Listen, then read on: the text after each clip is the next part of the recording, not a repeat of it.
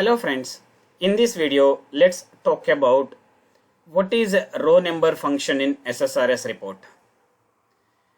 It is one of the important function we may need to use in our daily life, which will help us to get the running row number in a data set or in a report or in a scope.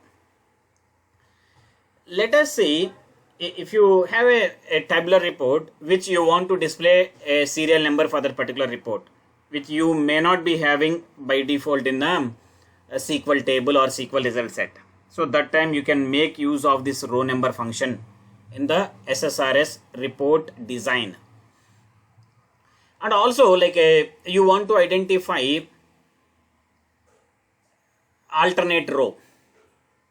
You can easily use this row number. Means there was a requirement to keep a alternate row color, alternate background color of each and every row.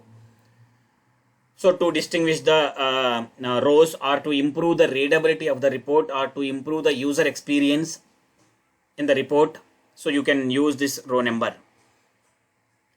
So row number is a function which expects something in the function. So ideally it is a scope, it expecting a scope. So if you want to identify a row number within a data set, you specify the name of the data set, or you can simply put nothing. So it means that it takes the data set as by default and it creates a row number for each and every record in a SSRS report. And even you can use this row number function in the calculations or manipulations.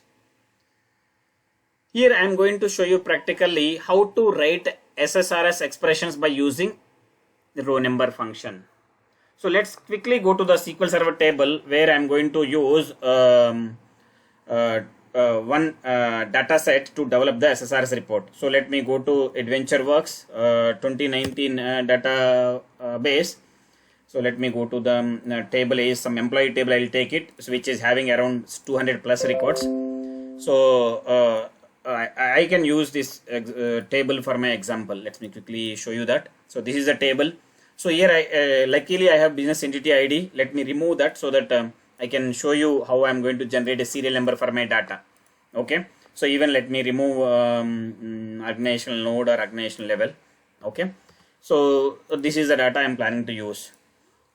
So let me remove row, grid and modified date also for easy understanding the report. So this is the data I am planning to use for my report design and development. So the process or development is same even though data varies actually. So this is the thing. Okay. So let me quickly go to the report which is having almost around 290 records. Okay. Let me quickly come to the SSRS development place where I will develop the reports. So let me make it as here as row number .rdl. Okay. Come here and add the report. Okay, so this is a report. I got it. Now let's quickly add a data source. I already have a shared data source in my solution. Let me make use of that. So if you do not have it, this straightforward in creating a data source also. Hope you know that how to create that. Now let's quickly come to the data set. I am planning to use a customized data set for this report. It is not shared. Just come here and copy this query.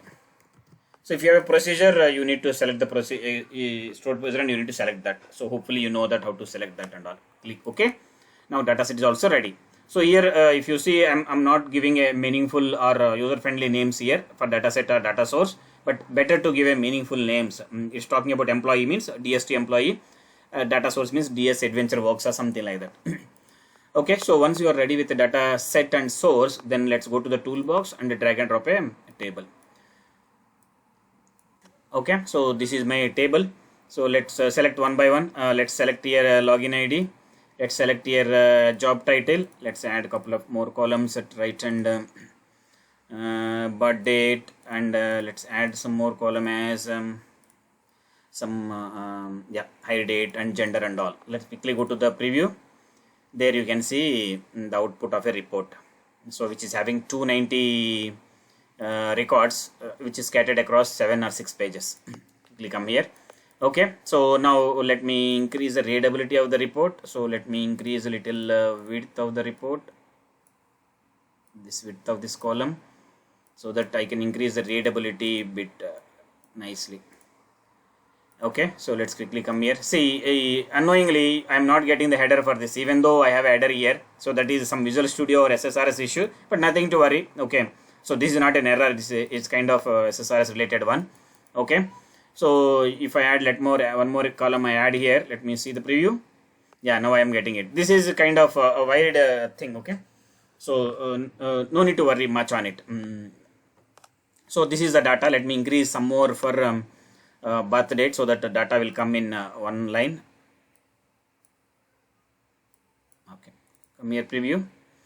Yeah, some more let me add. Okay, most it's okay. Let me add job title also, some more space for job title. Yeah, so ideally you have to improve the readability of the report. You see again the first record gone actually here, so it's showing as empty. It's kind of Visual Studio 2019 issue or some caching issue, so nothing to worry that. You don't need to worry much. Okay, now the report is ready. Now I want to display a serial number for each and every record. Maybe I want to display serial number at the right side, okay, or left side, wherever it is. So let's, for time being, let's keep the serial number at right side. Okay, so here let's extend this now. So this is empty. Let's go to the preview. You will be getting one empty cell here. So I'm going to add a header as a serial number or row number, whatever it is. Okay, so let's make it a bit bold and let's add some italic and some little colors. Okay, so let's go to preview. Yeah, this is ready. Now let's display some value as serial number for each and every record. So today I have 290 records, so I will be getting 290 serial numbers up to 290. So more record comes means I should be getting again next serial numbers accordingly. So now let's quickly come here. Now I'm going to prepare expression to identify a row number for each and every record. So let's right click on that particular cell, click on expression. Here you need to write. So by default it is empty with a single equal symbol. So let's put it as a row number of scope. It is expecting, you can read it. So name of a group or data region that contains directly or indirectly the report item that aggregate the function is used in. Okay, so here I can put the scope as a name of the data set. Because I have only one data set, I can put the name of the data set, or I can simply put nothing. So when I keep nothing, by default it takes the current data set which is used for this report. Okay, so once you are done, let's click on OK. That's it. So you can see here, here the other cells directly showing as a birth date, column names. Here it is showing as expression. If you want to see what is there in the expression, again similarly right click on expression. There you can see what exactly prepared here. Okay. Now let's quickly come here, preview. Yes, you can see now serial number 1, 2, 3, 4 and so on. If you go to the at the end page, you will be seeing yeah. So 290. So I am getting at the last page as empty. Yeah, 290, 287 and all. If the data increases, again the row number also increases by 1 accordingly. So this is how I am going to generate a row number for each and every record. So even I can use this serial number, or I can use this row number function in the calculations as well. So let me show you that. So let's put this. So I want to divide this row number by 10 or something like that. Okay, let's quickly, or 20 or something like that. So I want to show you I can use that row number function in manipulations as well, or calculations as well. So let's go here, row number of nothing. Okay, so divided by 10. Simply I'm keeping. Okay, so to make sure that we can use this in a calculations also wherever it is required. Now just keep that expression, click on OK. So now you can put it divide by 10 row rn, like a row number divide by 10. Divide by 10 simply. Okay, I'm just giving something. Okay, now go to the preview. So now you are getting it 0.1, 0.2, 0.3, 0.4 and so on like that. So means that I can use this row number in other expressions as well, or in the manipulations as well. So like that's how we need to use them, row number in SSRS expressions. So by writing these things, like you will be feeling comfortable in writing complex expressions as well. Okay, so that's all about row number in SSRS report. Let's meet in another concept. So thank you for watching. Please let me know if you have any questions on SSRS or MSBI. Thank you.